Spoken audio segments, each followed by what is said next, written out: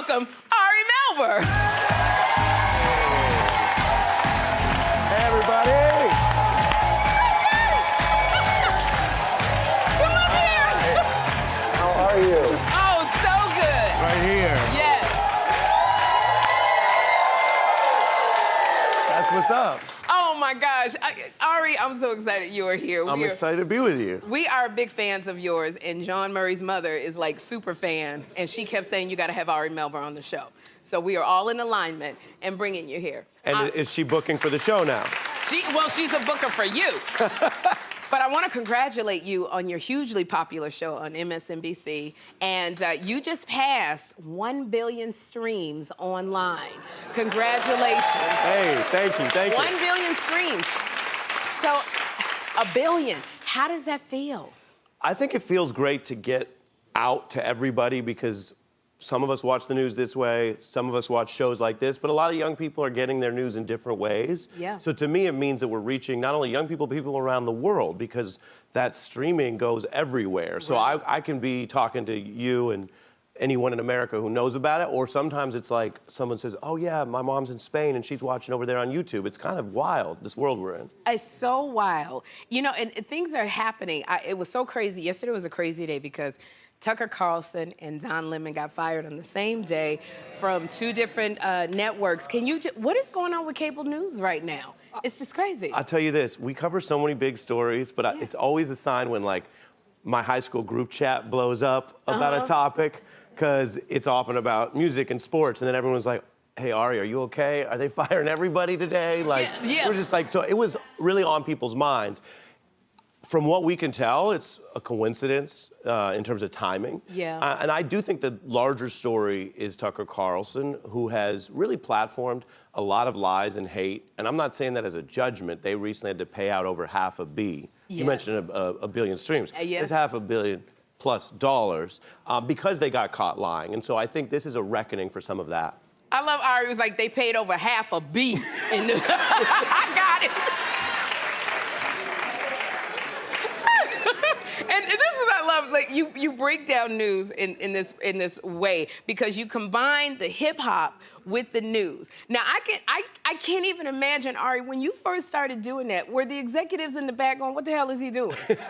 So when you say first, you mean on the news, but I'm a proud graduate of Garfield High School in Seattle. Okay. That's Quincy Jones High School. All right. That's Jimi Hendrix High School. Ah. And so we had this whole culture of this. So there was nothing unusual then. Right. In talking about music and going through it all. We were all doing that. Okay. But back then, even in like class, I'd be like, well, did Nas not say? And people would be like, Ari, enough. So for those friends, people looking at it now, they're like, so you made this part of your job. So I always got that reaction. I think there was confusion at first in the newsroom. I can imagine, like they didn't even know what to put on the monitor. Yeah, but I will say, MSNBC is run by Rashida Jones. Shout out to the whole team there because they've really supported not only the lyric part, which can be fun and hopefully is informative, but they've supported us having all kinds of people on the program and really kind of trying to diversify who defines what is news, what is history. We're writing it now. Yes. And I think, and I don't know if I'm wrong or not, but when I watch you, you quote Jay-Z and Rick Ross like the most. Those are the ones that I hear the most. And I loved it when I watched you because you broke down Jay-Z's song, God Did. Like you completely broke it down on the show. And Jay-Z released that as a new track. Mm-hmm. This is the most wild thing in my life. So the God Did song dropped as part of DJ Khaled's album on a Friday. Yeah. We did this breakdown on Tuesday, and we gave it so a whole show could be 40 minutes, take out the commercials. We gave it like 14 minutes, a huge chunk of the show, and walked through all the bars, the double entendres, and the wider context. And so then he shouted out, and then he released it, and I've never seen a news segment released as a track. So if you go on any streaming service, Spotify, Apple, whatever you use, Hove did, shout out to Sus One, by the way.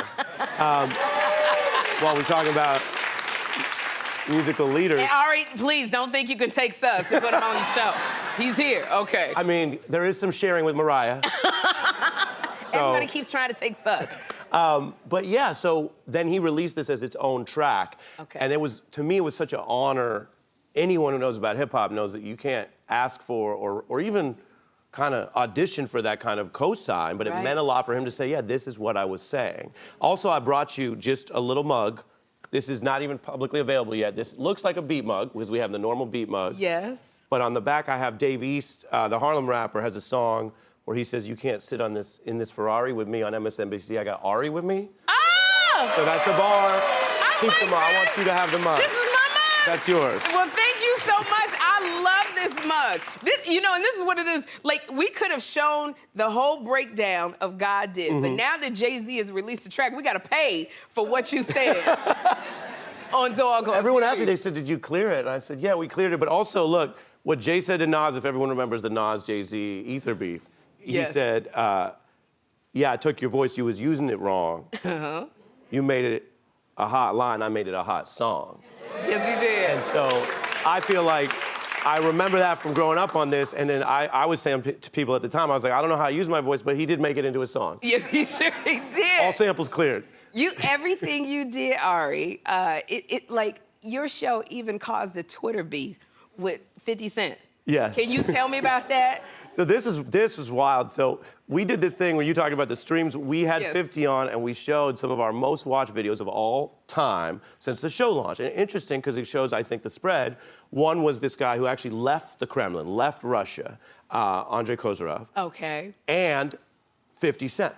And so those were the two most. Those were two, and De Niro. Those are like the top. And Kozyrov slightly beat 50, and 50 was like, what is this? Who is this guy? You know, and we live in this world now where people can literally talk to anyone. Yes. And Kozyrov posted back online and said, people are asking me, who is 50 Cent? And they were like, you got a Russian oligarch and 50 feuding online. Yeah, it was beautiful, a beautiful thing. And they did make it, they made up, because it was all internet fun. But it's like, we talk so much about sometimes the dangers of the internet. Every parent thinks about that, how to screen time, everything. Yeah. But we can also lose sight of some of the positives. When people can joke around in the world, if we're joking with each other, maybe we're seeing each other as people, even across all of the issues around the world, that's great. Absolutely. Maybe we can change some stuff. Maybe, yeah. All right, so Ari, this is what I love. Like, when you go to work, you're coming on a talk show, you wear your suit, you wear your tie, you're looking very wonderful right now. But you got a whole street style about yourself that we never get to see. What is going on here? What is going on here? Look at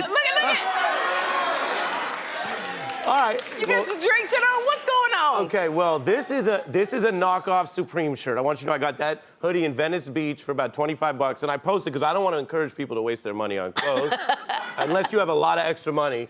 So I posted in the caption, like, this is a knockoff, but it is a mosaic, you know, with the little rock art of Champagne Poppy Drake. All right. So it just spoke to me. I was just on Venice, I was in Venice Beach. I said to my friend, I said, man, I said, if I were crazy, I would like rock this hoodie because it just to me was funny. And my friend was like, "But you are crazy." Okay. And so we got the hoodie. So I just have to ask you, if you were a rapper and you wanted to collaborate with somebody, who would you be collaborating with? Who would that be? Sherri, we don't even get into this. That's a tough question. Yeah.